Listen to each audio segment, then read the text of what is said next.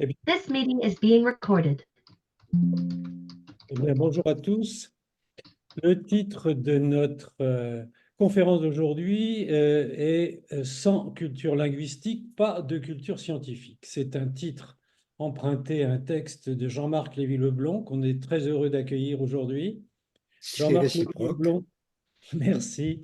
Vous êtes physicien, essayiste français, ancien élève de l'École normale supérieure, titulaire d'un doctorat d'État et sciences physiques à l'Université d'Orsay.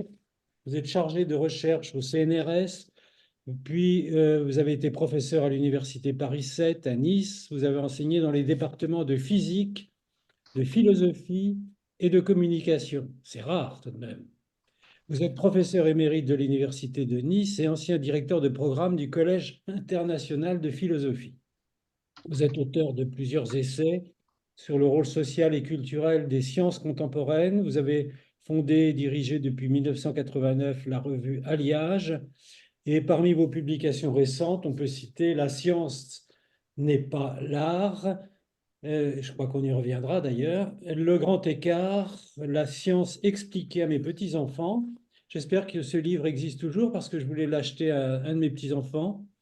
Ben, écoutez, je l'espère aussi et j'en serai tout à fait honoré. Et le tube à essai en 2020. Alors, pour vous introduire, Jean-Marc Lévy-Leblond, je vous cite. En science, comme dans tous les autres domaines, la qualité et la précision de l'expression orale et écrite régissent la valeur du raisonnement et conditionnent l'efficacité de la transmission des idées. C'est donc déjà une phrase forte. Et pour cela, et à partir de là, vous tirez la sonnette d'alarme sur la nécessité d'une intelligence publique des sciences, ce sont vos mots, où se nourraient savoir, recherche, culture et politique. Et vous dénoncez, et là c'est certainement un vous dénoncez l'illusion d'une universalité de la connaissance scientifique, l'uniformisation planétaire qu'installe la domination des technosciences. Et vous ajoutez, si ces frères ennemis, le scientisme et l'irrationalisme prospèrent aujourd'hui, c'est que la science inculte devient culte ou occulte avec la même facilité. Donc il y a beaucoup d'idées dans ce que je viens d'énoncer un petit peu en vrac, et nous attendons donc des éclaircissements sur ces différents points. Pourquoi? Parce que d'abord, votre auditoire aujourd'hui est un auditoire scientifique, médical pour la plupart, mais avec des cultures que l'on peut qualifier de singulières, c'est-à-dire chacune ayant sa singularité, avec le français en partage. Et de plus, cet auditoire, on lui demande souvent d'écrire dans une autre langue, l'anglais que nous maîtrisons plus ou moins. Alors, si vous voulez bien, nous allons vous poser un certain nombre de questions et en deux parties, si vous voulez bien, en essayant de regrouper dans un premier temps le problème de l'expression orale et écrite et dans un second temps, nous allons aborder le problème du discours. Alors, si vous annoncez que, je vous cite, la qualité et la précision de l'expression orale et écrite régissent la valeur du raisonnement et conditionnent l'efficacité de la transmission des idées. Ma question est la suivante, est-ce vrai pour des scientifiques francophones de culture dite singulière? Permettez-moi de vous demander une précision. Quand vous parlez de culture singulière, vous faites allusion à quoi? À des cultures professionnelles Bon, singulières quand ou à je des dis cultures culture singulière, nationales différentes? voilà, quand je dis culture singulière, c'est pour ne pas dire différence culturelle, pour ne pas, en quelque sorte, mettre un fossé entre les différentes cultures. Chacun a sa singularité du point de vue culturel, c'est ça que je veux dire. J'entends bien, mais vous parlez ici de différences culturelles, donc entre des gens qui ne sont pas de la même nationalité ou ne sont pas de la même profession, Non, de la même, ne sont de pas de la la même même nationalité. nationalité, n'ont pas la Oui, même culture de naissance. j'entends bien. Bah, écoutez, il me semble que la phrase que vous citez n'en prend que plus de relief. Ce qu'il y a d'un peu singulier peut-être dans cette phrase, ça n'est pas l'énoncé lui-même, c'est peut-être ce qui le précède quand je dis dans la science comme dans les autres domaines.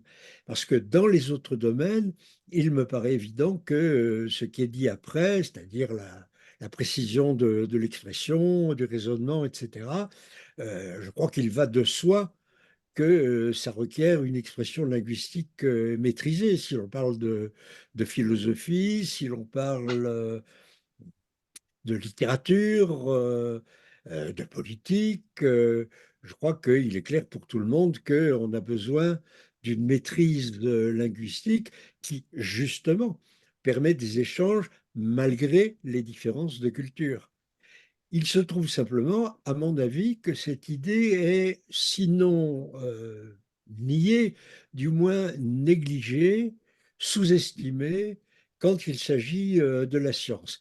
En tout cas, et permettez-moi de le préciser, des sciences de la nature, des sciences dites exactes, euh, peut-être pourrait-on revenir d'ailleurs sur ce terme, parce qu'il n'en va pas de même, je crois, dès lors que, on parle des sciences sociales et humaines.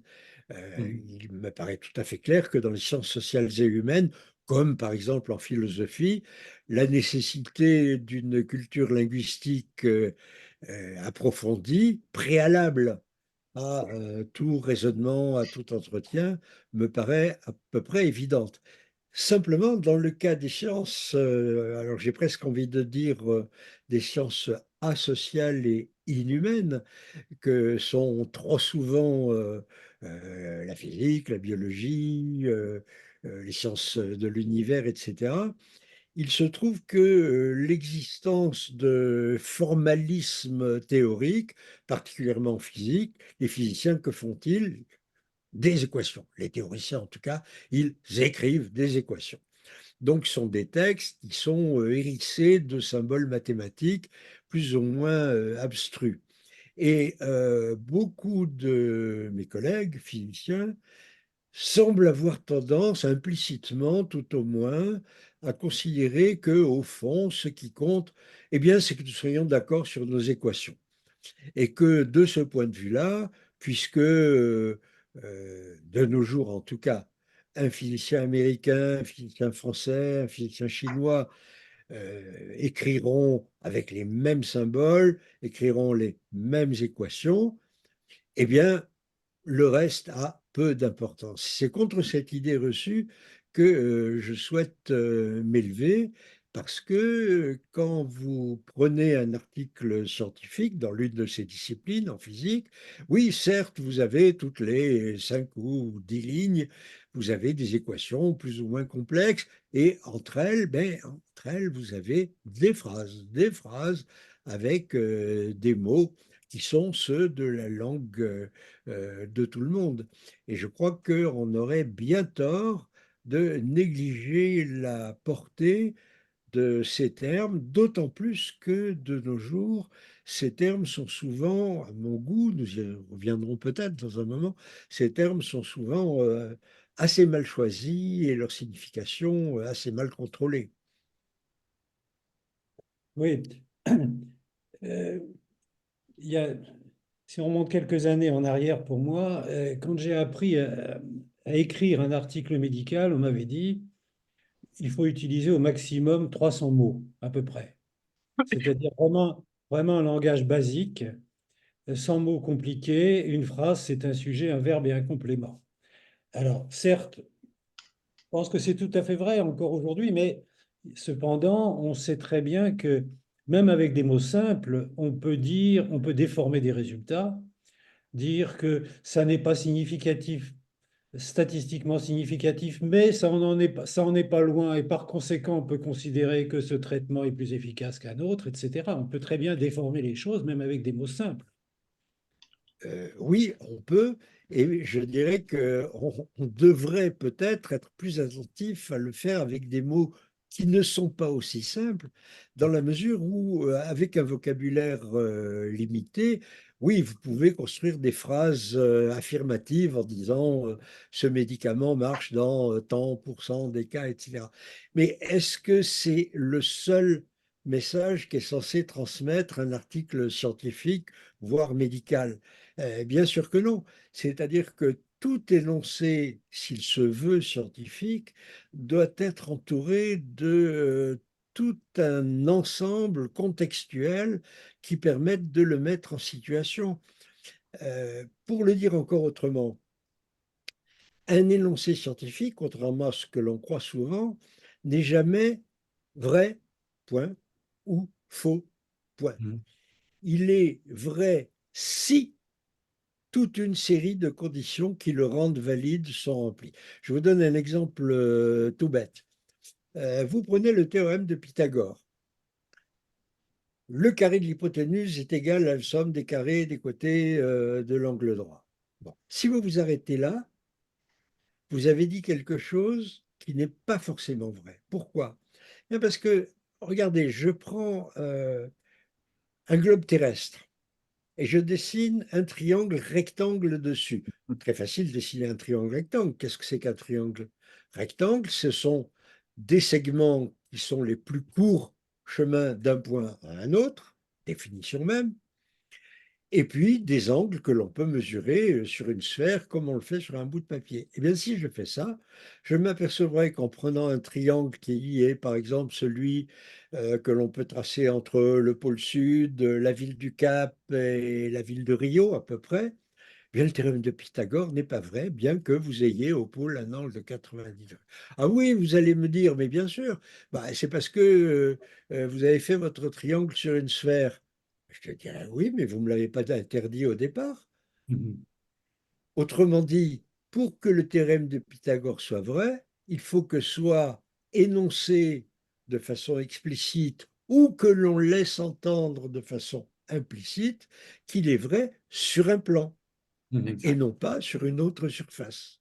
Eh Exact. bien, tous les énoncés scientifiques, précisément pour que leur validité soit assurée, doivent être entourés d'un nombre considérable, probablement d'ailleurs difficile à définir, de conditions de validité. Et alors, si vous vous engagez sur ce terrain-là, vous verrez très rapidement que vos 300 mots ne vous suffiront pas. Mhm. Et que ce n'est pas seulement d'ailleurs une question de nombre de mots, c'est aussi une question de structure des énoncés. Vous-même d'ailleurs y faisiez allusion quand vous disiez il faut donner des conditions de validité. Oui, mais alors là, ça demande une rhétorique qui n'est absolument pas triviale. Donc moi, je ne crois absolument pas qu'un usage simplifié de la langue puisse suffire à transmettre des énoncés aussi subtils que doivent l'être pour avoir un sens des énoncés scientifiques. Et il me semble, hein, pardonnez-moi, je m'aventure sur un terrain qui est le vôtre et pas le mien, mais que, indépendamment des textes écrits, un médecin, quand il est face à son patient, il ne peut pas utiliser que 300 mots. Oui, bien sûr, il doit adapter son vocabulaire, sa forme d'expression au niveau culturel de son patient, cela est vrai. Mais s'il veut transmettre à son patient autre chose que le nom et la posologie du médicament qu'il lui propose, il sera amené à lui tenir un discours beaucoup plus riche que ce que l'on pourrait croire a priori. J'aimerais. Mhm. Est-ce que je peux intervenir, Étienne? Oui, oui, bien sûr. Oui. Écoute, Ouais, ben, d'ailleurs, on est en deux petit choses. comité, donc on intervient après chaque question. Exactement, deux choses pour Charles et pour Myriam et puis pour les autres personnes qui sont là. On fait un jeu de questions-réponses en ce moment là avec le professeur Leblond. C'est pas une conférence. Il parle pendant 45 minutes et on intervient à la fin. Moi, j'aimerais revenir sur deux choses que vous avez dites qui sont fondamentales. Différences culturelles. Et après ça, on a parlé de sciences dites exactes et de sciences sociales et humaines. Et ce que j'aimerais dire, c'est ceci, c'est que on est habitué en sciences que vous appelez exactes à essayer de dire le maximum dans le minimum de mots. On est, on est formé comme ça parce qu'on est habitué à écrire dans des cadres, puis 200 mots, puis il faut que tu résumes tout ce que tu as à dire dans ce 200 mots-là. Et là où ça nous fait défaut et là où ça nous rentre dans le cœur vraiment raide, c'est quand on essaie d'explorer des thèmes qui ne sont pas encore explorés. Et je vais prendre un exemple. Nous, au Grisoff, en ce moment, on est en train de travailler sur des modules de formation et il y a un module de formation sur la révision par les pairs dans le cadre de la science ouverte. Et c'est moi qui est responsable de ça et je vous jure que je me heurte à quelque chose d'extrêmement difficile parce qu'il n'existe rien.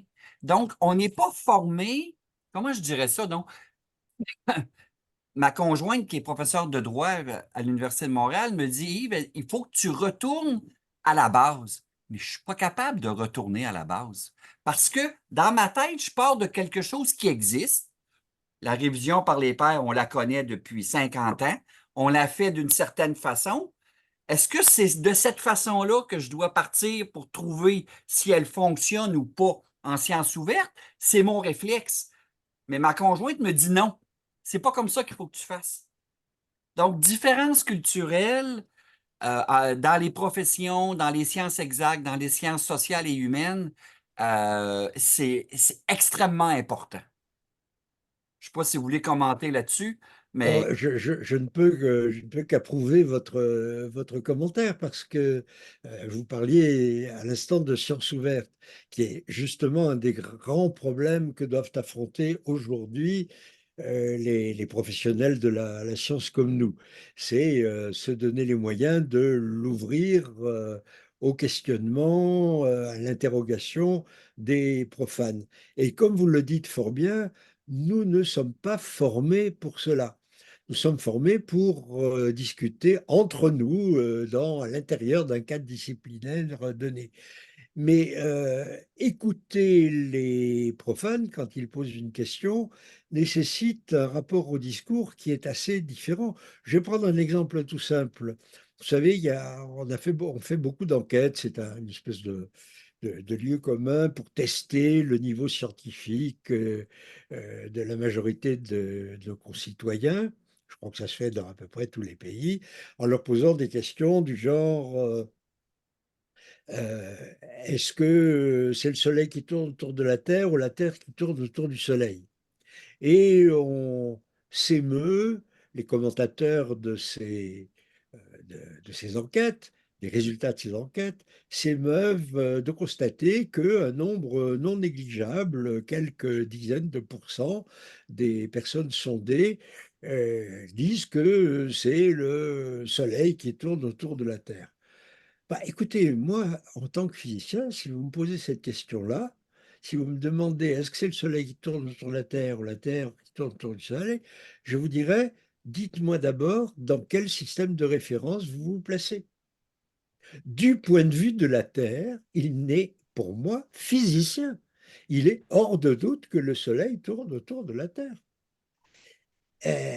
C'est simplement que ce point de vue est un point de vue extrêmement limité, c'est le point de vue de la Terre, et que si l'on veut adopter un point de vue plus général qui permette de se poser la question de savoir comment c'est vu sur les autres planètes, comment c'est vu de l'extérieur du système solaire, alors il est beaucoup plus raisonnable de considérer que les planètes tournent autour du Soleil, ce qui à la vérité n'est qu'une approximation. En fait, tout le monde tourne autour du centre de gravité commun qui n'est pas vraiment celui du Soleil. Tout ceci pour dire, c'est la même chose à peu près que ce que je disais à propos du théorème de Pythagore, c'est que si vous ne vous donnez pas les conditions de validité d'un énoncé, alors ces énoncés n'ont pas de portée, peuvent sembler faux alors qu'ils sont acceptables ou inversement. Autre exemple tiré de ces sondages dont je parlais, j'ai vu dans l'un d'entre eux poser la question, est-ce que la vache et l'homme ont un ancêtre commun? Ben écoutez, excusez-moi, moi j'ai pas, mes grands-parents n'avaient rien à voir avec les bovins, donc de quelle notion d'ancêtre vous me parlez là? Pour la plupart des gens, à juste titre, dans la conversation courante, un ancêtre, c'est vos prédécesseurs dans votre famille. Ben, de ce point de vue-là, moi, je n'ai pas d'ancêtre commun avec la vache du pré d'à côté. Et c'est seulement quand vous acceptez l'idée que le mot ancêtre peut être pris dans un cadre plus général, dans une acception beaucoup plus large qui transcende les différentes espèces, que vous direz, ah ben oui, l'homme et la vache ont, en ce sens-là du mot ancêtre, des ancêtres communs. Et donc, c'est une fois de plus cette nécessité, et 300 mots ne suffisent pas en l'occurrence, de préciser le contexte et la signification des mots que nous employons. Charles, je crois que Charles, est-ce tu que as tu la voudrais main. intervenir? Oh, je pense que Charles n'est pas là. Je sais. Oui, ah oui, alors écoutez, j'étais sur le point de partir, mais je vais un peu grignoter sur mon temps. Moi, je suis très intéressé par cette conversation, surtout sur le fait d'éviter des énoncés simplifiés. Et j'en ai pris un parce que celui de la responsabilité sociale, bon, la raison que je dirais à M. Leblond, c'est que je suis responsable d'un réseau qui s'intéresse à promouvoir la responsabilité sociale en santé et avec des gens normalement instruits, et même dans le contexte hexagonal, on a du mal à se comprendre sur les termes. Évidemment, je ne vous parle pas de l'international parce que aux États-Unis, social, ça veut dire socialiste, donc contrôlé par l'État, donc etc. Donc voilà.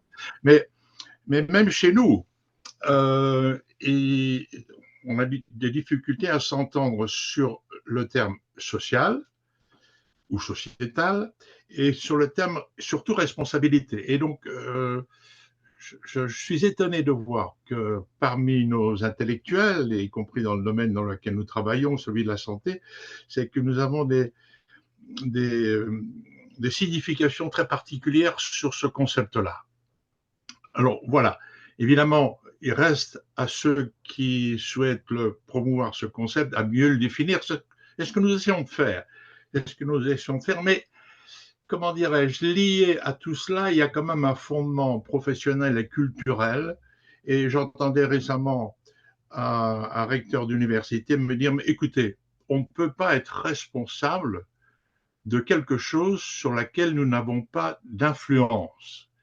Je trouvais que c'était un peu dommage parce que dans le monde dans lequel on vit, et avec dans la mondialisation et dans toutes les interactions qui existent entre ce que nous faisons, il y avait quand même le besoin d'ouvrir un peu la fenêtre un peu plus large et de se sentir avoir des influences justement sur beaucoup plus que sur notre spécialité verticale. Voilà un peu ma réflexion. Je suis désolé de ne pas rester très longtemps avec vous parce que j'ai un collègue qui m'attend à l'hôpital. Mais Si, j'ai apprécié de toute façon tout le début. merci, mais puis-je vous répondre en une seconde, simplement pour vous donner, pour vous dire mon plein accord avec ce que vous dites. Et la question de la responsabilité, comme vous le dites fort bien, on l'évacue trop facilement en disant je ne suis pas responsable de ce sur quoi je n'ai pas d'influence. Mais comment savez-vous, comment êtes-vous sûr que vous n'avez pas d'influence sur ceci ou cela si vous n'essayez pas, ne fût-ce que par le discours précisément, encore une fois, d'influer sur ce qui ne vous convient pas, de dire votre désaccord avec un certain nombre de pratiques, d'organisations, etc. Alors c'est trop facile, vous pouvez dire ah mais ça a été fait sans moi, je n'y suis pour rien, etc. Et donc je crois que effectivement la première des responsabilités, c'est de donner son avis sur ce qui se passe dans le monde. L'influence que cela aura, nous n'en savons strictement rien. À la vérité, elle peut exister même de façon tout à fait indirecte sans que nous le sachions. Donc on ne peut pas s'en débarrasser aussi aisément. Merci, Monsieur Leblond. Merci, chers amis. À Merci à très vous. bientôt, j'espère. À À très bientôt, bientôt, Charles. Charles. J'aimerais, Merci. si vous permettez, et d'ailleurs, j'en profite pour dire Monsieur Aquaron qui vient de se joindre à nous, si vous voulez intervenir, il n'y a pas de souci. Puis Madame Ponge aussi, si vous voulez intervenir, vous êtes bienvenue. J'aimerais vous entendre sur un autre, parce que comme je vous ai dit tantôt, au sein du GRISOF, on s'intéresse beaucoup à la science ouverte. Et qui dit science ouverte dit, vous l'avez dit tantôt, profane. Donc, ça veut dire qu'il y a des gens qui ne sont pas du tout du domaine, qui sont appelés à voir certains textes, etc. Et j'aimerais vous entendre sur ceci, et c'est vous, je pense, qui l'avez dit, le fossé scientifique grand public, l'illusion d'une universalité de la connaissance scientifique.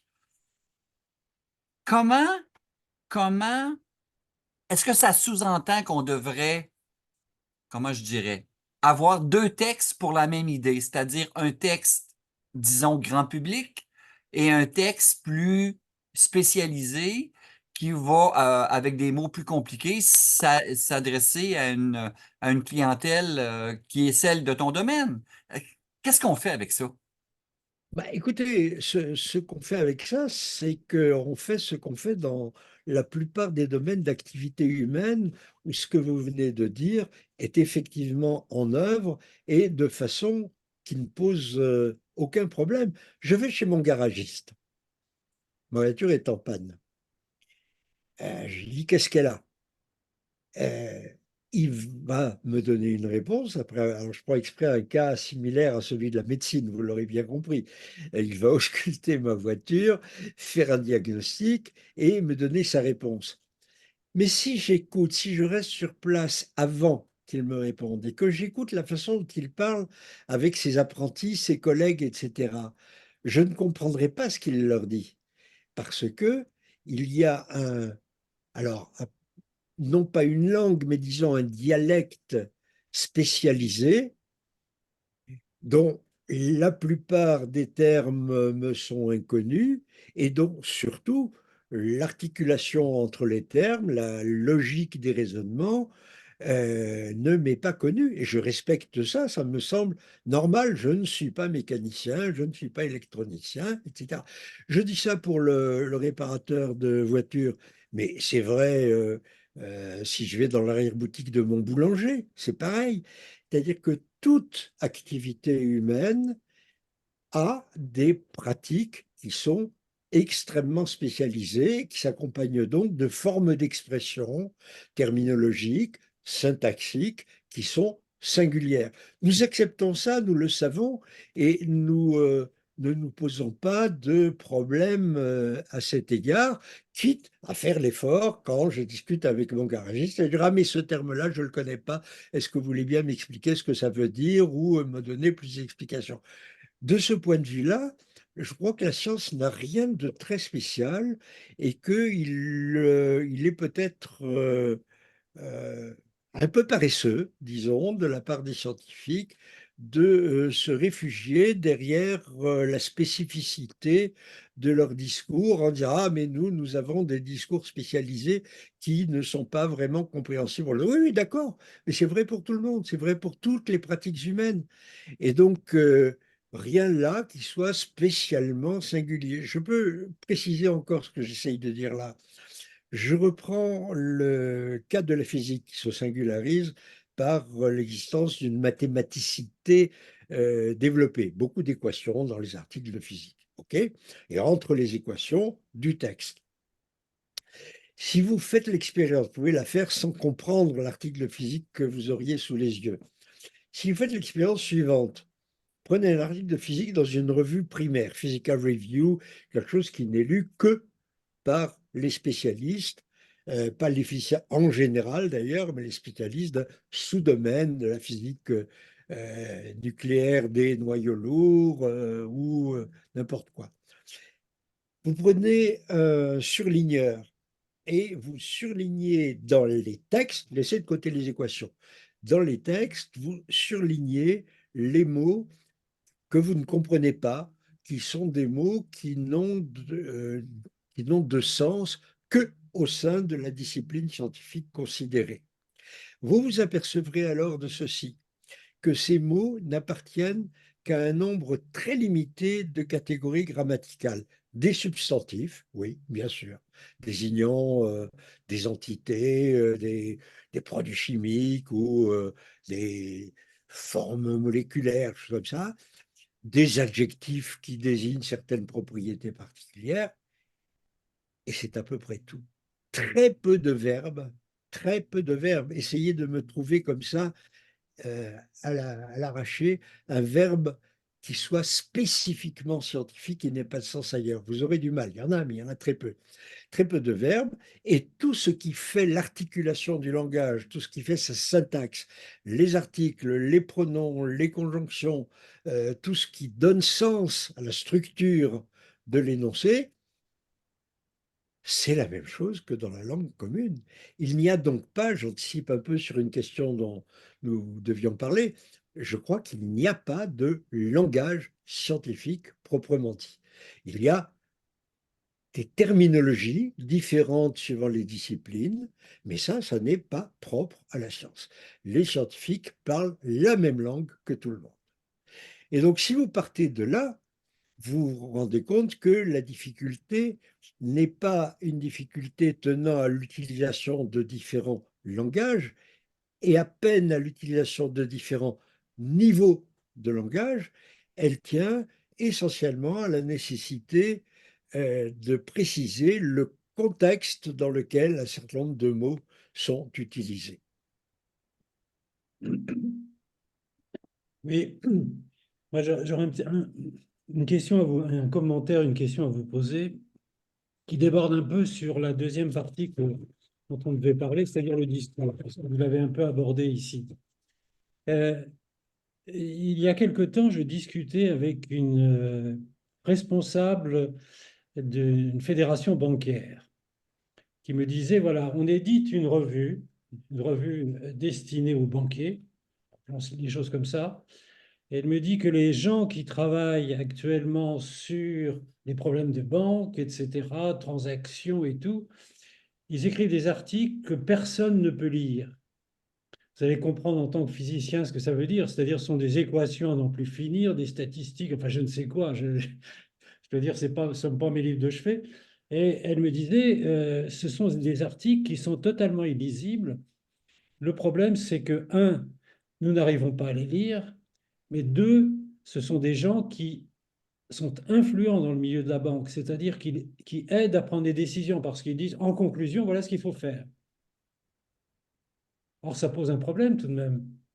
Oui, ça pose un problème, mais vous voyez bien que le problème, la fin même de votre intervention le montre bien, le problème n'est pas un problème de savoir, c'est un problème de pouvoir. C'est-à-dire que on se rend bien compte que ce qui compte là, c'est alors l'influence, on utilisait ce mot tout à l'heure, c'est l'influence réelle qu'ont ces gens-là. Et de ce point de vue, on peut se demander, y compris d'ailleurs pour quitter le domaine de la banque dans certains domaines scientifiques, certaines époques, certaines disciplines, etc., si l'utilisation de formes d'expression ésotérique n'est pas destinée à empêcher la compréhension, si elle n'est pas là pour préserver le caractère singulier, propriétaire du sens du discours, à partir du moment où tout le monde comprendrait ce qui se passe dans les circuits bancaires, où irions-nous, n'est-ce pas? Donc Absolument. là, il me semble que la réaction qu'on doit avoir dans ce genre de situation, c'est mais est-ce que ces gens écrivent vraiment pour être compris ou est-ce qu'ils écrivent pour ne pas être compris, pour intimider le lecteur? Et bon, la réponse est à peu près évidente hein, dans ce cas précis. Mhm. Tout à fait. Bien. Est-ce que vous auriez une question à poser par ailleurs? Je m'excuse, je suis arrivé en retard, donc Oui. je suis un peu, enfin pas perdu, mais enfin j'ai bien compris. Et c'est vrai que souvent, même dans certains journaux non spécialisés, lorsqu'il y a justement l'article bancaire est très parlant, je trouve effectivement, on se demande si les gens ne veulent pas protéger leur discipline pour un peu noyer le grand public. Et c'est vrai que en parlant de scientifiques, bon, actuellement, moi-même, je suis un ancien professeur de biochimie. J'ai publié pas mal en anglais, mais bon, maintenant, pour publier en français, c'est un petit peu difficile. Et justement, c'est du fait que je suis abonné à la MTSI que je suis cette réunion et je viens de publier donc un article en français. Donc c'est vrai que d'un côté, ça m'a fait plaisir parce que j'ai dit peut-être que j'ai pu mieux m'exprimer qu'en anglais où on répète toujours un petit peu la même chose alors qu'en français, on a beaucoup plus de facilité à s'exprimer, ce qui est normal. Et voilà, je trouve que votre réunion, malgré mon retard, est très bien, ainsi que les commentaires, en particulier de Monsieur Jean-Marc Révy-Leblanc.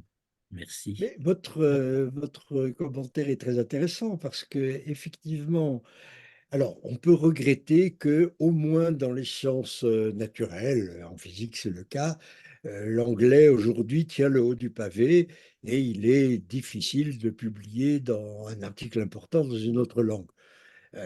Pour l'instant, acceptons cet état de fait.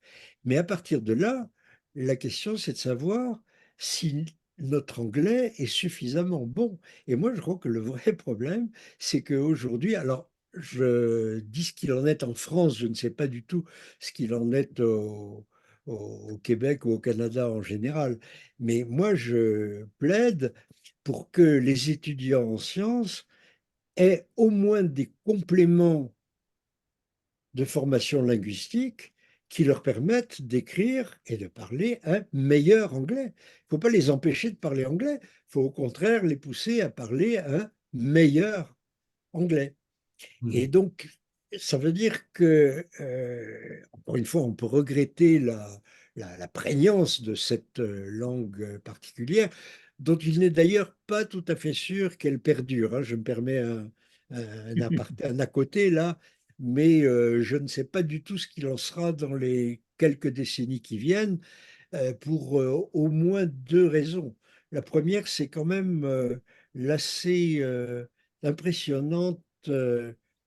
Assez impressionnant développement des techniques de traduction automatique qui Ah oui. deviennent vraiment impressionnantes. Pour l'écrit, c'est remarquable. Il y a vraiment, et ça a progressé en quelques années. Ce que je dis là, je ne l'aurais pas dit il y a 5 ou 10 ans, hein. Et maintenant, vous pouvez faire traduire un article français en anglais, ça sera la plupart du temps de bonne qualité, il y a intérêt à reviser, etc., etc. Ça, c'est le premier point. Et le deuxième point, c'est le développement de langues autres, et je pense tout particulièrement au chinois. Vous savez que la majorité des articles scientifiques aujourd'hui est publiée en chinois, plus qu'en anglais. Alors évidemment, ça reste à destination de circulation interne en Chine, ce qui est probablement dommage d'ailleurs pour nous, mais favorable à la montée de la qualité de la science chinoise. Et je ne sais pas si nous n'allons pas être amenés dans les décennies qui viennent à développer très largement l'apprentissage du chinois, voire à écrire nous-mêmes, peut-être grâce à la traduction simultanée en chinois. Autrement dit, la domination de l'anglais, que je regrette personnellement, je ne suis pas sûr qu'elle soit définitive. Non, Et je pense que vous avez raison. évidemment, je ne serais pas moins malheureux de la domination du chinois si elle venait à se faire. Bien sûr, moi je pense que on peut arriver à un plurilinguisme beaucoup plus souple que celui qu'on a aujourd'hui. Yves, tu voulais? Oui, ben en fait, je suis d'accord avec ce que vous venez de dire. Je pense que même pour, en tout cas, je regarde mon cas à moi, où j'ai 99% de mes écrits sont des écrits en anglais. Même si je maîtrise bien l'anglais écrit, la subtilité que je suis capable de donner à un texte français, je suis pas capable de le mettre en anglais. Puis même avec les traductions, avec ChatGPT, etc., je suis pas convaincu que ces subtilités-là on peut les traduire. Il faut vraiment avoir une connaissance extrêmement approfondie de la langue, mais pas juste des mots. Je suis pas capable de le dire, là, mais c'est pas. Non, mais, Allez-y. non, mais je suis absolument d'accord, mais ça va plus loin que ce que vous dites, à mon avis encore. Parce que une chose est de tenir un discours oral ou écrit dans sa propre langue et de se dire comment je vais le traduire et de buter, vous venez de le dire très clairement, sur la difficulté de traduire certaines subtilités, certaines réserves de langage, certaines allusions, certaines références culturelles, etc. Mais il y a pire, il y a tout euh, cet arrière-plan du discours dont vous n'êtes même pas conscient, Oui, tout à fait. qui est le fait que vous transmettez de par votre culture nationale et linguistique, elle est imbibée de références dont vous n'avez même pas conscience parce qu'elles vous viennent de votre petite enfance, de vos lectures, des textes classiques, etc. Et donc, vous n'allez même pas vous dire, ah mais ça, attendez, ça c'est une formulation, euh, je ne peux pas la traduire parce qu'elle est liée à, je ne sais pas, un vieux conte pour enfants que j'ai appris quand j'étais petit. Et donc, il y a tout cet arrière-plan, c'est-à-dire la richesse contextuelle, culturelle de la langue qui est à prendre en compte.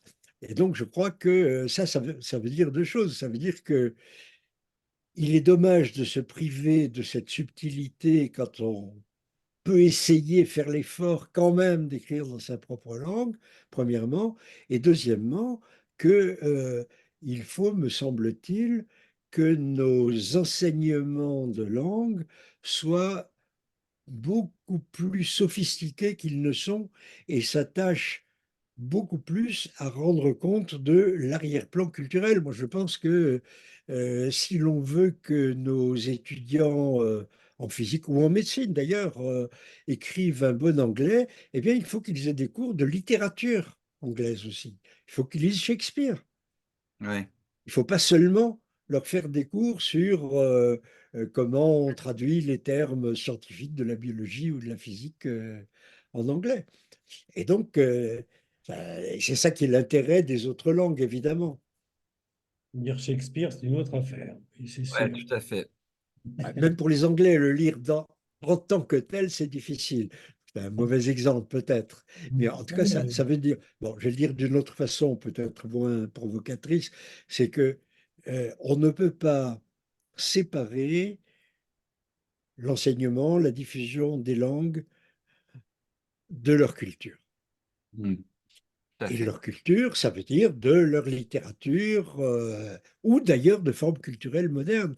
Alors, permettez-moi, parce que je vois que nous sommes ici pour l'essentiel, entre gens d'une certaine génération, mais permettez-moi de vous parler une seconde de mes petits-enfants parce que c'est quelque chose qui me rend optimiste. Pas tellement d'éléments dans le monde aujourd'hui qui me rendent optimiste, mais en voilà un. Moi, je me souviens que quand j'ai appris l'anglais au collège et au lycée, en fait, je ne l'ai pas appris. Le cours était d'assez pauvre qualité et je suis sorti de là, mon anglais était d'une médiocrité totale. C'est seulement en fréquentant dans le milieu professionnel le monde anglo-saxon que j'ai acquis un minimum, disons, de compétences. Mais je vois que mes petits-enfants, français, ne sont même pas québécois, ils ne vivent pas dans un monde quand même beaucoup plus proche du monde anglo-saxon.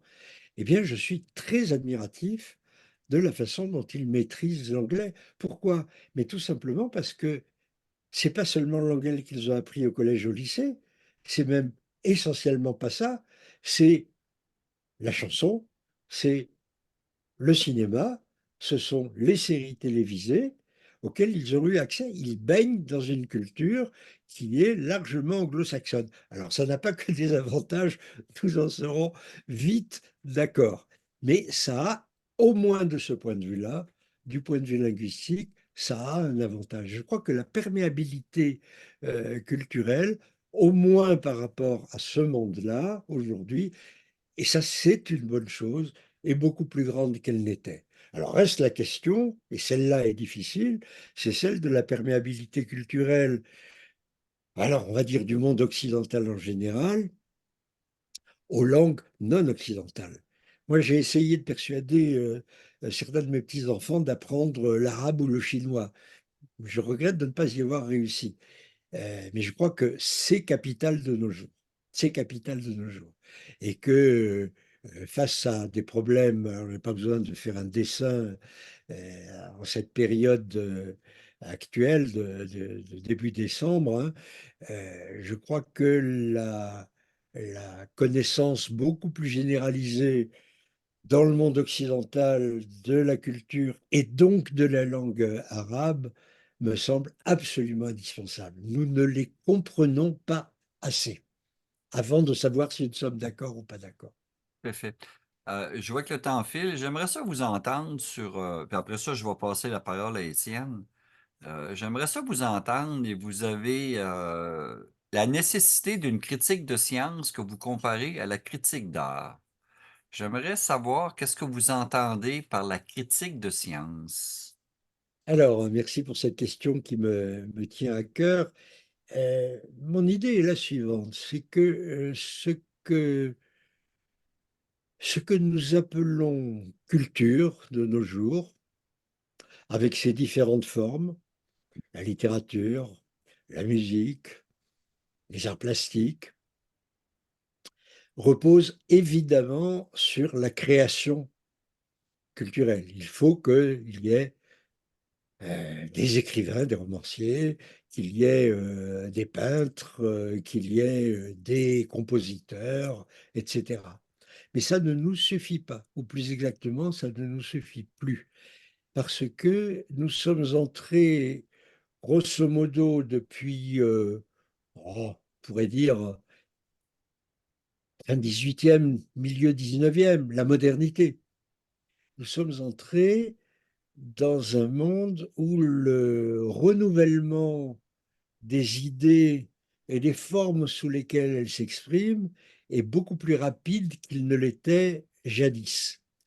Et où donc la maîtrise, la compréhension de ces formes nouvelles ne va pas de soi. Et c'est bien pour ça que l'on a vu apparaître au cours du 19e siècle ces activités spécifiques que sont la critique littéraire, Sainte-Beuve est un bon exemple, la critique d'art, Baudelaire parlant de Delacroix. Pourquoi? Mais parce que l'œuvre d'un Delacroix est une œuvre si novatrice qu'elle est mal perçue à ses débuts et qu'il va falloir qu'il y ait des passeurs, Baudelaire va en être un, qui va permettre de donner sens, de dire aux amateurs d'art qui sont habitués à la peinture classique du 18e ou à la grande peinture d'histoire traditionnelle, non, mais attendez, chez ce peintre-là, chez Delacroix, il y a des choses neuves, une utilisation de formes, de couleurs, de dessins qui n'est pas la même, et surtout une volonté de transmettre autre chose, d'autres sentiments, d'autres idées, etc.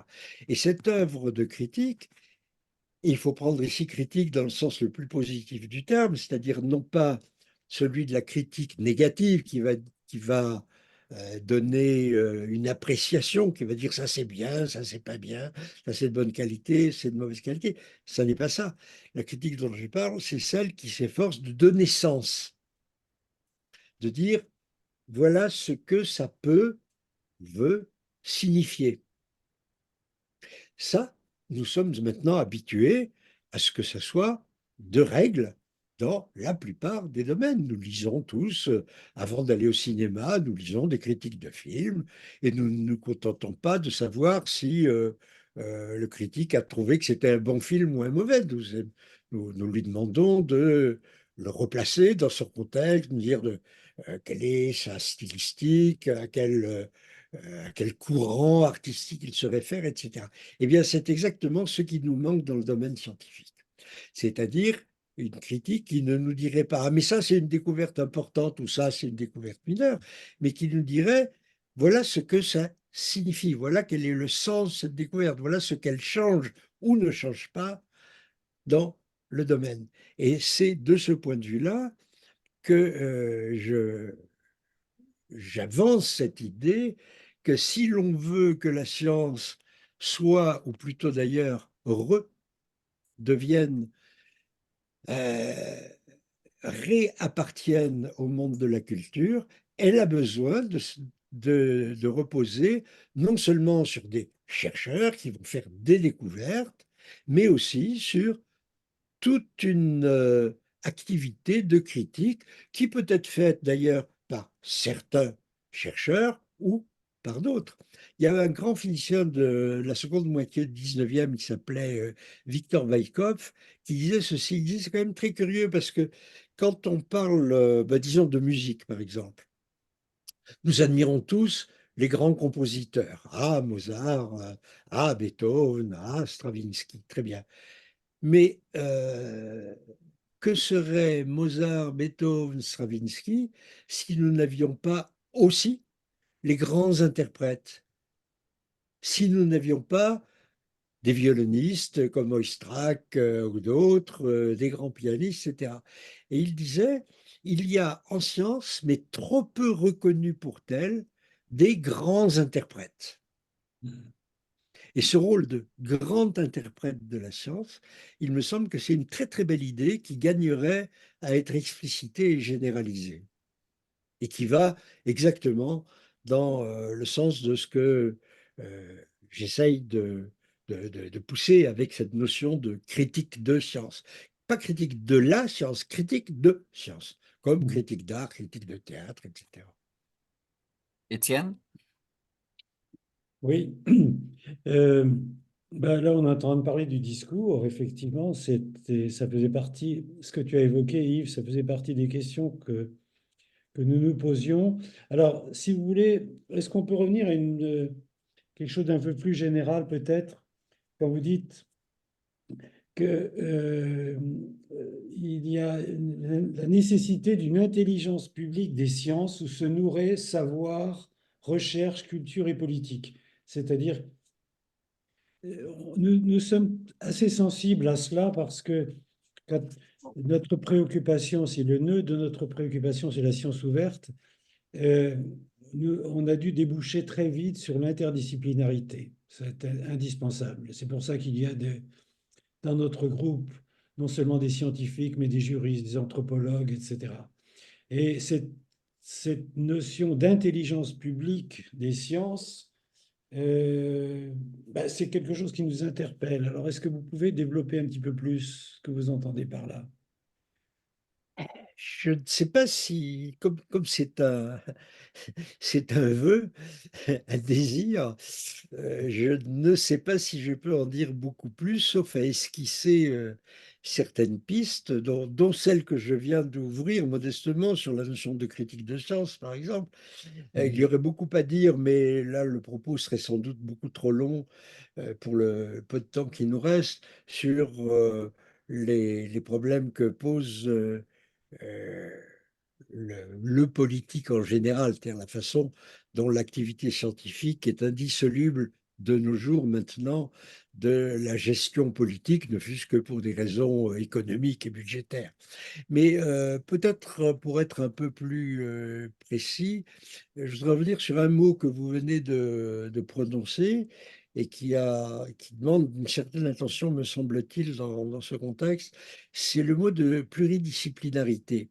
Alors, vous avez évidemment raison, en ce sens que dès lors qu'on se pose la question de l'ouverture de la science, bien entendu, elle ne saurait être le fait d'une discipline isolée. Il est évident que toute question qui méritera d'être partagée avec les profanes touche ipso facto à plusieurs disciplines.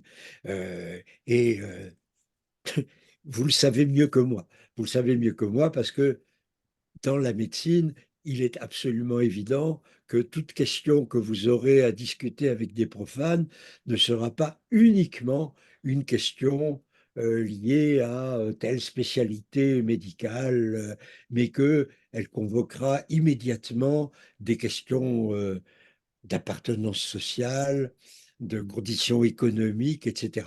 Donc, c'est une banalité, en un certain sens, que de garder cette dimension de pluridisciplinarité. Cela dit, je suis parfois inquiet de voir qu'elle est invoquée d'une façon que je trouve un peu superficielle. J'aurais des témoignages concrets à donner là-dessus, ou devant un problème compliqué, on s'est dit, ben c'est simple, on va réunir commission, un groupe collectif, où on va mettre des gens de plusieurs disciplines, et puis on verra bien, c'est sûr qu'en discutant entre eux, on arrivera à trouver la solution. Je pense que c'est une mauvaise démarche parce que il faut que le problème ait d'abord été perçu dans chaque discipline avant que ces disciplines puissent se croiser. Si vous allez demander à un sociologue de vous éclairer, je ne sais pas moi, sur l'épidémiologie d'une certaine maladie parasitaire, si c'est un domaine auquel il n'a jamais réfléchi, sa disciplinarité sociologique ne vous servira absolument à rien. Et donc, il me semble que la pluridisciplinarité, elle est nécessaire, mais elle est difficile. Elle est difficile parce que, et on revient à des thèmes dont nous avons déjà parlé, parce qu'elle exige que l'on commence déjà, avant d'essayer de trouver des solutions pluridisciplinaires, que l'on arrive déjà chacun à comprendre le type de questionnement de l'autre. Et ce ne sont pas les mêmes questions que va se poser le sociologue, le médecin ou le pharmacologue pour essayer dans le domaine de la santé. Donc, je pense que parfois, euh, avant de parler de pluridisciplinarité, il y a une étape antérieure qui serait ce que j'ai envie d'appeler plutôt l'interdisciplinarité, au sens de l'échange entre disciplines, et pas forcément de mettre tout le monde ensemble du premier coup, mais de commencer sur chacune des frontières disciplinaires à avoir des échanges les uns avec les autres avant de tenter de globaliser le problème. Et permettez-moi de dire en plus une banalité, mais je crois qu'il faut la répéter, c'est que le mot discipline n'est quand même pas un gros mot. Je veux dire par là que si nos activités respectives ont quelque efficacité, c'est aussi parce que nous respectons nos disciplines, que nous avons de la discipline. Et donc la disciplinarité est d'abord et avant tout une condition de scientificité nécessaire avant que l'on tente d'en sortir. Et je crois qu'il faut avoir ça à l'esprit. D'ailleurs, moi, je ne suis pas de ceux qui déplorent le caractère disciplinaire des sciences. Je crois il leur est essentiel, constitutif, mais qu'à partir de là, bien sûr, ensuite, il faut aller vers les autres. Mais c'est ce que vous venez de dire là, c'est toute la difficulté de ce que je pourrais appeler, par exemple, le forum de discussion. C'est-à-dire que quand vous mettez ensemble plusieurs disciplines autour d'une question, pour en arriver à avoir un consensus, mettons, il faut d'abord passer par une explication disciplinaire de cette question-là. Non. Puis après ça, il faut que les gens puissent être capables de s'approprier ces contenus-là, mais pour être capable de s'approprier de ces contenus-là, ça prend, selon moi, un certain niveau de vulgarisation, tout en restant scientifique et disciplinaire de cette question-là. Tu sais, je veux dire, si je sors mes grands mots, je vais avoir de la difficulté à me faire comprendre. Donc, il faut être capable de vulgariser, pour que l'autre puisse s'approprier de ce savoir-là, l'intégrer dans sa discipline, dans son paradigme à lui. Puis après ça, ben, peut-être, avec des échanges, en arriver à un consensus. Puis là, il me vient un exemple très, très vite, par exemple. euh, pour les grands malades, le suicide assisté, par exemple. Si vous mettez des médecins, des psychologues, des avocats, etc., autour de cette question-là, puis si vous voulez en arriver à un consensus, ça va prendre un niveau de vulgarisation disciplinaire. Puis il va falloir que tous et chacun intègrent les savoirs de tous et chacun pour peut-être en arriver à dire, ben oui, peut-être que finalement, dans telles conditions, on devrait. Oui, mais est-ce que vous ne croyez pas que c'est peut-être parce que, comment dire, nous serions un peu trop naïfs et aurions le désir d'arriver, bah, justement, vous venez de prononcer le mot, à un consensus. Est-ce que on doit, je ne dis même pas on peut, mais est-ce qu'on doit aboutir à un consensus? Moi, je n'en suis pas tout à fait sûr. Je n'en suis pas tout à fait sûr parce que sur l'exemple, évidemment, extraordinairement délicat auquel vous venez de faire allusion, sur le suicide assisté ou l'euthanasie, etc., les pratiques des différentes professions que vous allez impliquer ne sont pas les mêmes. Le médecin, il est quand même là pour soigner et pour guérir. Euh, je ne suis pas sûr qu'il faille le convaincre d'accepter de donner la mort. Je ne suis pas sûr. Et je D'accord. crois que parfois, et peut-être serait-ce une forme de modestie à acquérir, peut-être que l'interdisciplinarité, nous devrions déjà être heureux si elle aboutissait pas forcément à un consensus, mais à des dissensus argumentés. Si on pouvait à la fin dire, voilà, nous ne sommes pas d'accord entre nous pour telle et telle raison. C'est ce qui se pratique d'ailleurs dans un certain nombre de domaines. Dans le domaine juridique, il y a des collectifs dans lesquels le collectif des juges rend une décision en disant, voilà, la majorité d'entre nous pense que, mais le point de vue de la minorité est explicité. Oui. Parce que de toute façon, je crois qu'il ne faut pas confondre le moment du débat et de l'élucidation des idées avec celui de la décision.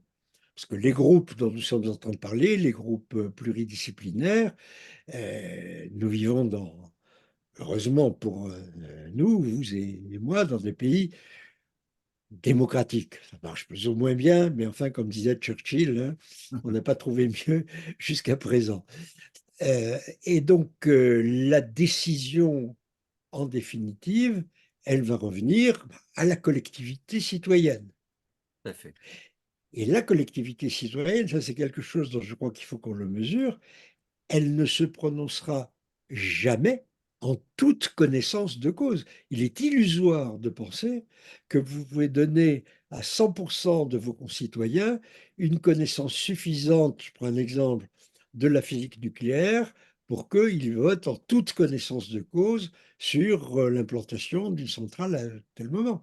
Et donc la démocratie, c'est un pari qui rate parfois. C'est un pari sur le fait que on doit se prononcer en relative méconnaissance de faux. Aussi relative que possible, mais méconnaissance. Et c'est si vrai d'ailleurs que nous, dans chacun de notre discipline, même avec les groupes interdisciplinaires dont vous parliez, nous n'arriverons jamais au même niveau de compétence que nos collègues dans les autres disciplines. Nous conserverons toujours une certaine méconnaissance. Et pour reprendre l'exemple que je viens de vous donner du nucléaire, Moi qui suis physicien, je peux vous faire un cours d'une année sur le principe de fonctionnement d'une centrale nucléaire. Quand on va m'interroger sur l'intérêt d'en construire une à tel ou tel endroit, ça va convoquer des questions sur lesquelles je n'ai pas a priori de compétences. Le risque sismique, je ne suis pas géologue, je ne suis pas sismologue. Le risque de corrosion de la tuyauterie, je ne suis pas métallurgiste. Hmm. Et donc, tout spécialiste de physique nucléaire que je sois, je ne suis pas suffisamment compétent pour me prononcer sur, en toute connaissance de cause, sur cette question-là. Et donc, je crois que ce qui est, à mon avis, fondateur du pari démocratique, et il ne faut jamais oublier que c'est un pari et que ce pari peut échouer. Après tout, vous savez que Hitler est arrivé au pouvoir de façon parfaitement démocratique, que ce pari est un risque, c'est un risque que nous devons prendre parce que nous n'avons pas trouvé mieux.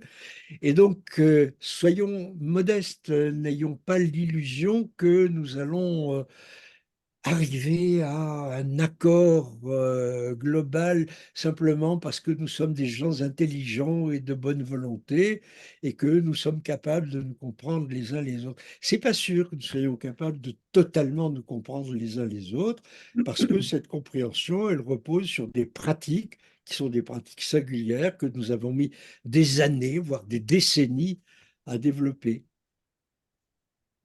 Euh, J'espère que je ne suis pas trop pessimiste là. non, non, je pense pas. J'aimerais peut-être inviter Madame Ponge. Vous êtes là depuis le début, vous n'avez pas parlé encore. Vous êtes linguiste. Allez fureter un peu sur sur le site Internet pour voir un peu ce que vous faisiez comme travail de recherche. Vous êtes une spécialiste de la ponctuation, d'après ce que j'ai compris.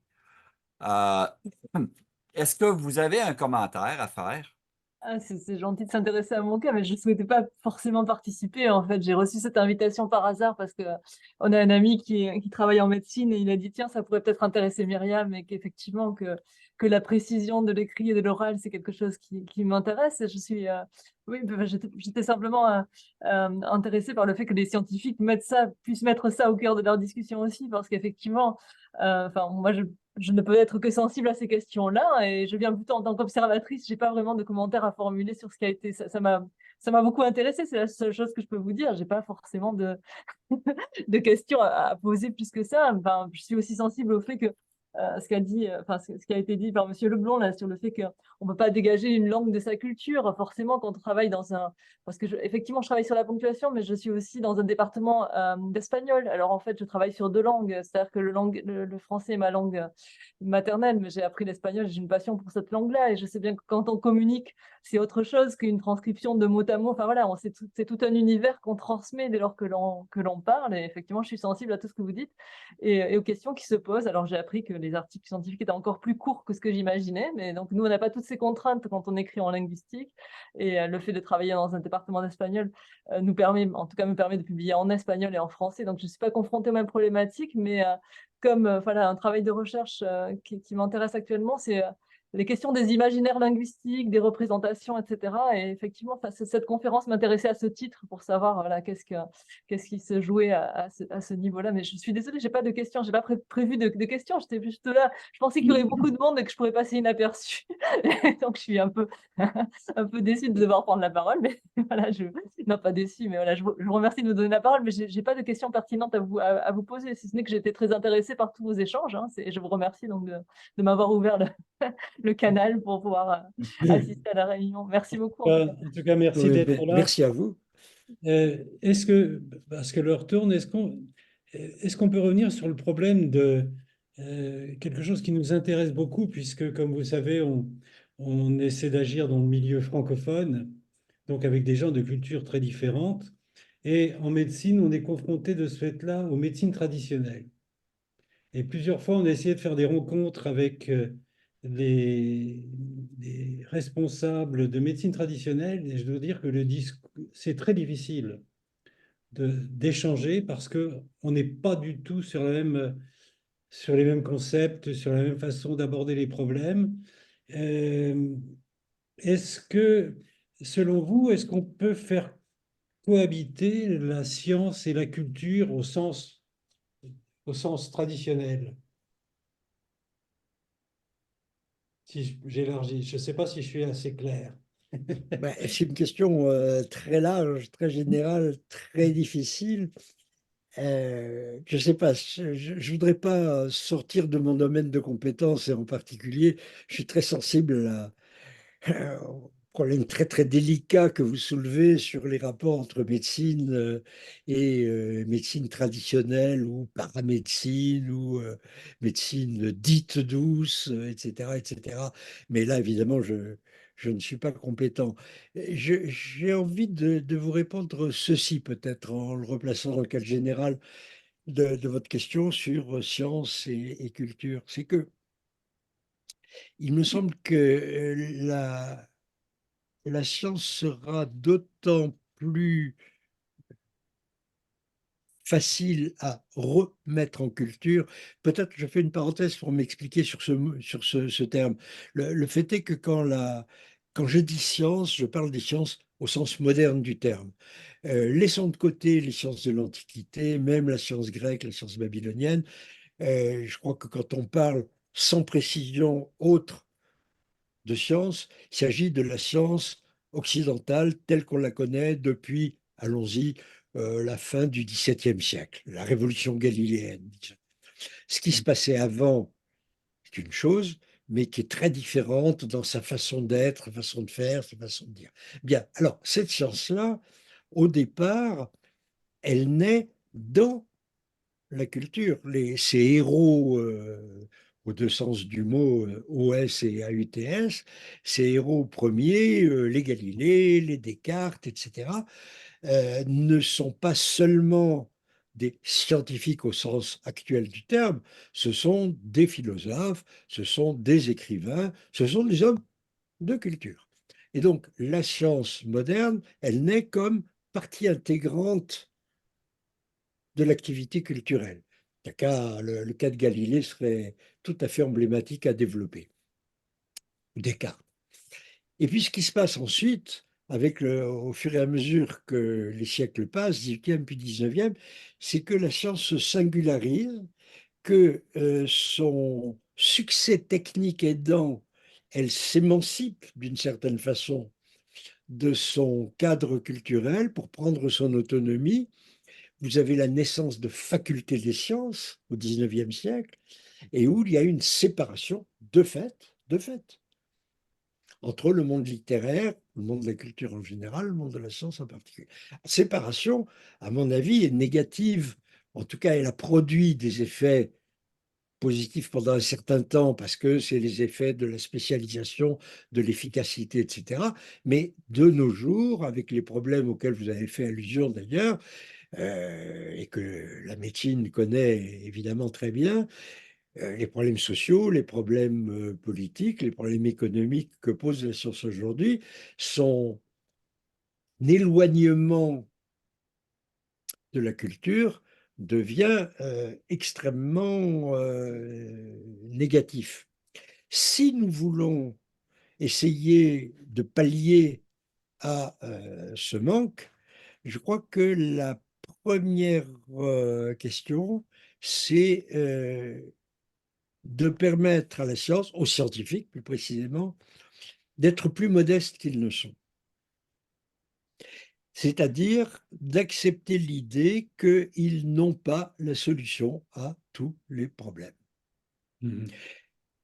D'accepter, par exemple, je pourrais revenir sur le cas du nucléaire et dire que le problème aujourd'hui du nucléaire, ça n'est que très partiellement un problème de physicien, c'est très largement un problème d'ingénieur de la construction, un problème d'économiste, etc., etc.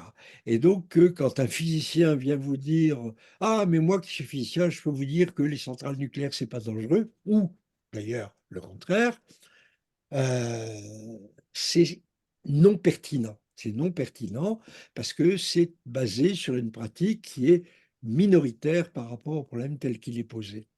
Alors je crois que ça, c'est quelque chose qu'il faut avoir en tête de façon plus générale. Et si je peux me permettre, euh, avec beaucoup de précautions, d'intervenir dans votre domaine, dans le domaine de la médecine, je crois que, il y a eu pendant longtemps, je pense que c'est en voie d'atténuation au moins, quand même une certaine outrecuidance de la médecine qui, forte de succès absolument prodigieux au 19e et au début du 20e siècle, euh, a pu laisser croire qu'elle allait résoudre absolument tous les problèmes de santé de l'humanité. Bien, non, manifestement, c'est faux. C'est faux pour toute série de raisons. C'est faux d'abord pour des raisons politico-économiques. Si nous ne savons pas à l'heure actuelle véritablement éradiquer le paludisme, c'est bien sûr parce que c'est un problème de parasitologie compliqué, mais c'est aussi parce que les grandes firmes pharmaceutiques ne dépensent qu'assez peu d'argent dans ce domaine-là, parce que c'est pas rentable. Vous allez faire un vaccin contre le paludisme, vous allez le vendre à des gens qui n'ont pas assez d'argent pour payer cher. Et donc, c'est pas très intéressant. Il vaut mieux mettre au point des thérapeutiques anti-Alzheimer qui concernent beaucoup moins de gens, mais qui ont beaucoup plus d'argent. Donc, c'est pas un problème strictement médical. J'espère que je ne Non, non, pas du choque tout. personne en disant une chose sur là. Alors, j'irai même un cran plus loin. Parce que comme tout un chacun, j'ai l'expérience à la fois de la médecine de haut niveau, très scientifique, pour certaines pathologies que j'ai eues ou que euh, des amis ou des parents à moi ont eu. Donc j'ai fréquenté des services extrêmement très haute spécialisés dans des hôpitaux. Et puis j'ai mon médecin traitant, médecin de ville, etc. Je suis très admiratif de la médecine de ville parce que j'ai constaté que, il est capable d'entendre ce que ses patients, moi par exemple, peut lui dire et qui n'est pas vraiment de son domaine et dans lequel il va pas me donner de réponse parce qu'il n'en a pas. Et par exemple, je l'ai entendu, alors ça, ce n'est pas par rapport à moi, mais je l'ai entendu parler à quelqu'un qui disait: ah, docteur, euh, moi j'ai des rhumes à répétition et la seule chose qui me soigne, c'est l'homéopathie. Au lieu de partir dans une guerre contre l'homéopathie, il lui a dit: bon, ben, écoutez, tant mieux si ça vous soigne. Et sous-entendu, c'était: si vous croyez que ça vous soigne, bah, tant mieux pour vous. Il lui aurait évidemment pas dit la même chose si son patient lui avait dit: j'ai un cancer et seule l'homéopathie peut me soigner.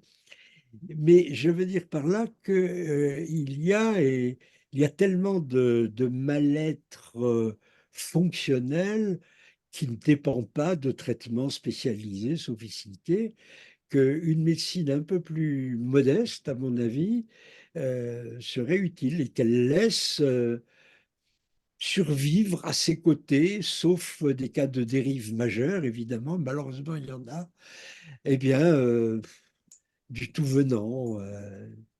Après tout, est-ce que c'est grave si on prend des petites pilules qui n'ont aucun effet pour soigner un rhume que de toute façon on ne saurait pas soigner si les gens se sentent mieux? Absolument. Bien, mais écoutez, Yves, c'est peut-être le moment de conclure. Oui, ben, je pense qu'effectivement, d'abord, il reste plus beaucoup de temps à l'enregistrement. Ben, moi, je voudrais vous remercier très sincèrement pour votre générosité, pour votre temps. Ce fut très instructif pour ma part. Il resterait encore beaucoup de questions. Je pense qu'éventuellement, ça serait bien qu'on refasse une autre conférence. J'ai beaucoup aimé, moi, personnellement, et je vous en remercie.